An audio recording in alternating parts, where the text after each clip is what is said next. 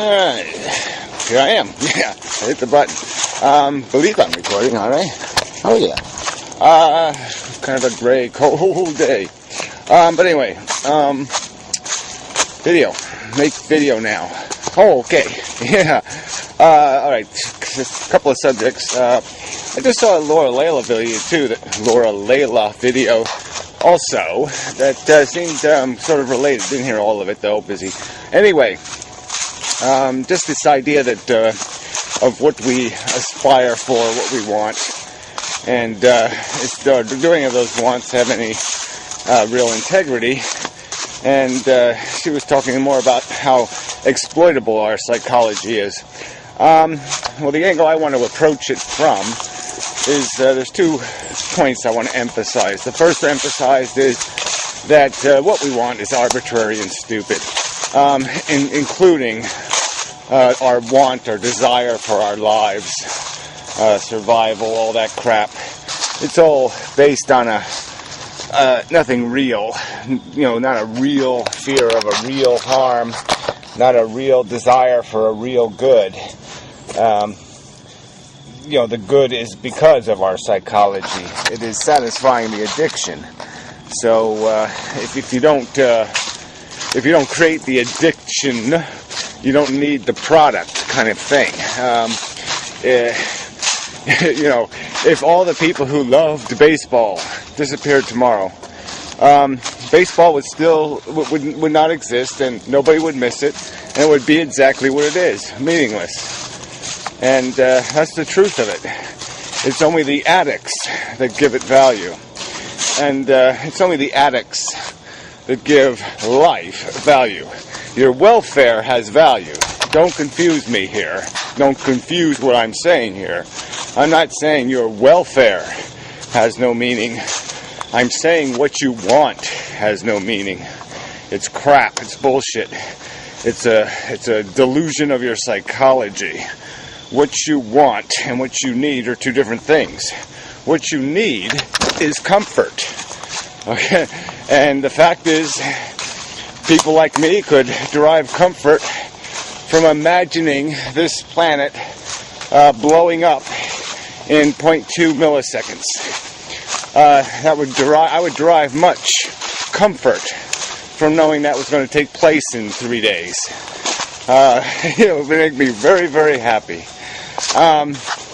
Or, like you, presumingly, you, the generic human, let's say, oh my god, oh my god, oh my god, oh my god, that's just horrible, horrible, horrible, horrible.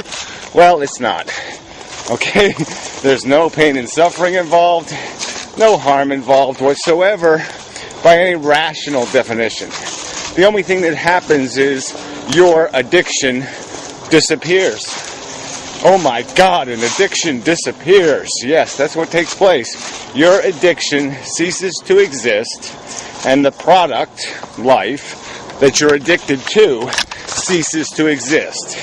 And it would be of no more consequence than if I was somehow able to erase the existence of the chemical nicotine and all the people who ever got addicted to it. And so it would mean as little as abolishing from the history of universal truth the existence of cigarette smoking. That's how much life means. It means nothing. The only meaning is in your stupid, well, sorry, I don't want to get mean, in your completely immature psychology. Because you haven't realized that that's just a psychological need, not a real need. Real needs cause suffering if they're not satisfied. Fake needs don't.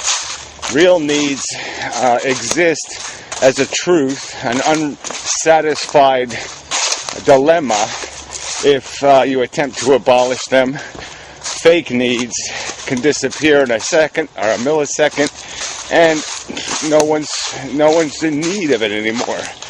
So they're built out of our need. We generate the need is the point. The need isn't in the thing. The value isn't in the thing. We project the value. The only thing that has value is yourself, your welfare.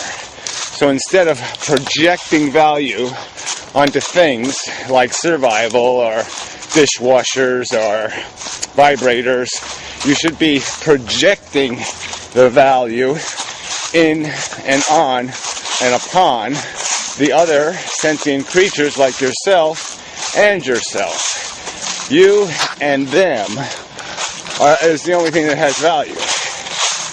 And it's if you're going to do what's in the best interest of you and them, the best interest is not to keep creating the addict.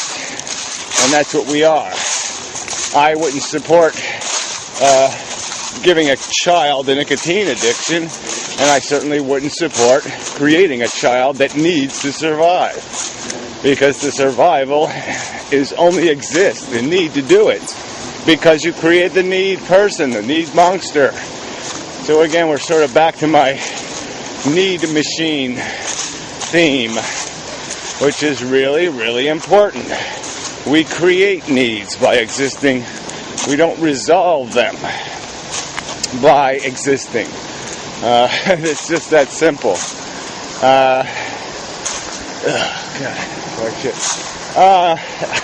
I need to get more sleep. Anyway, to feel better. Anyway, see, there's just no end. There's no satiation of this chain of addiction. If you just keep creating the addicts, you're going to keep creating the need for something. So you're self-perpetuating, you're self-justifying, you're circular logicking, you're, feeding the enemy, you're doing everything you're doing things exactly backwards. Instead of fixing the problem, you're accentuating the problem. Instead of resolving it, you're whatever the opposite of resolve is for a problem. You're not solving. Anyway, I guess you don't really resolve problems. Well, it doesn't really matter.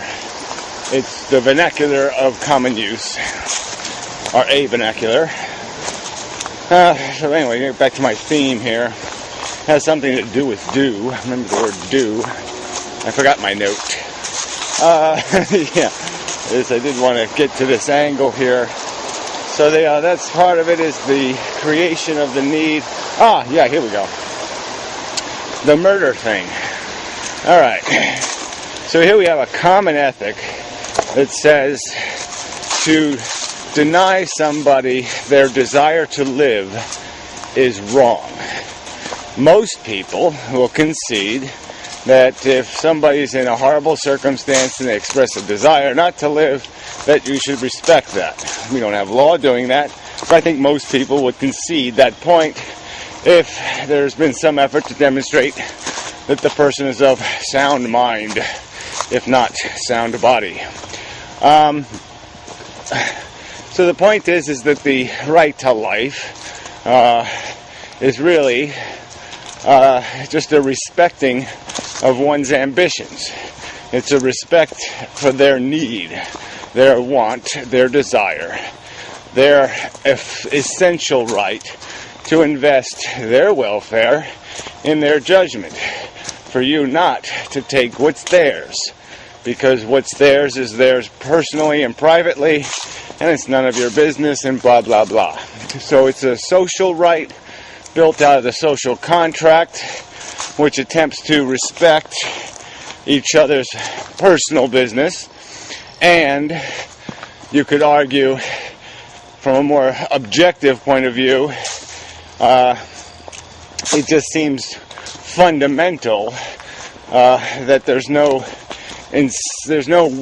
reason for anything to interfere if you're going to concede some sort of mutual respect or equality of opinion to some extent. Obviously, I think there are opinions more respectable than others, but we won't get into that argument. On the contrary, so that makes murder wrong, is because you're violating somebody's will. The other side of this is there's all these people arguing that they have a moral right or an ethical right to impose life, to do what statistically will be found to be against the will of a percentage of people who will not acquire their taste for the silly existence that's been imposed on them. And they're perfectly comfortable with this imposition. There isn't even the slightest regulation prohibiting even preposterous, idiotic behavior, where you have a genetic disorder and you willfully impose that risk, a 50-50 chance that your child will be blighted by rather harsh and miserable circumstances that you've acquired a comfort to and an acclimation to, and therefore think, well, he'll get along because I got along, and I'm super cool. That kind of logic. And so we have an imposition of life. We don't even have a right to die when we are competent and mature.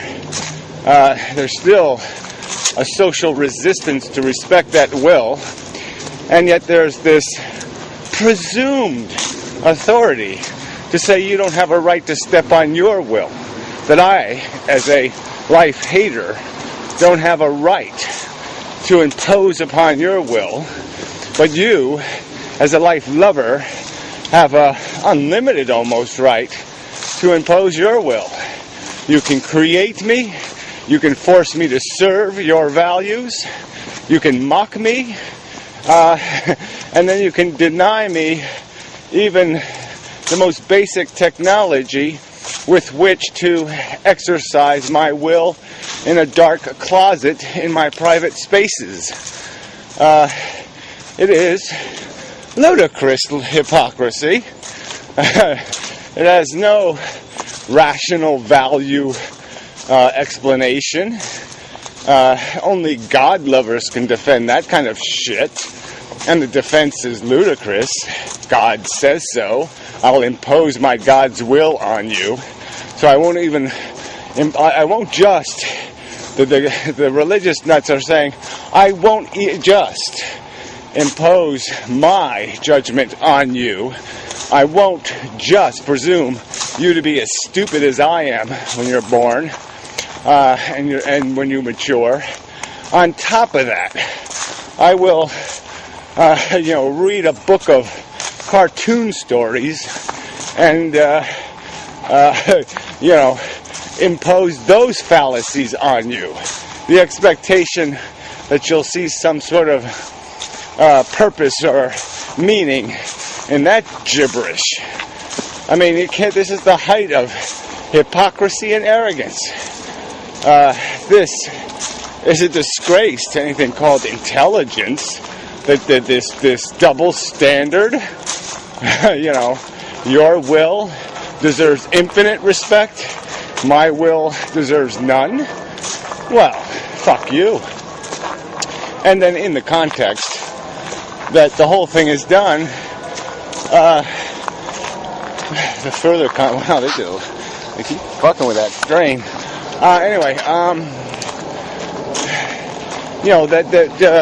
If we analyze the circumstance, the basic truth of it is the murderer is undoing something.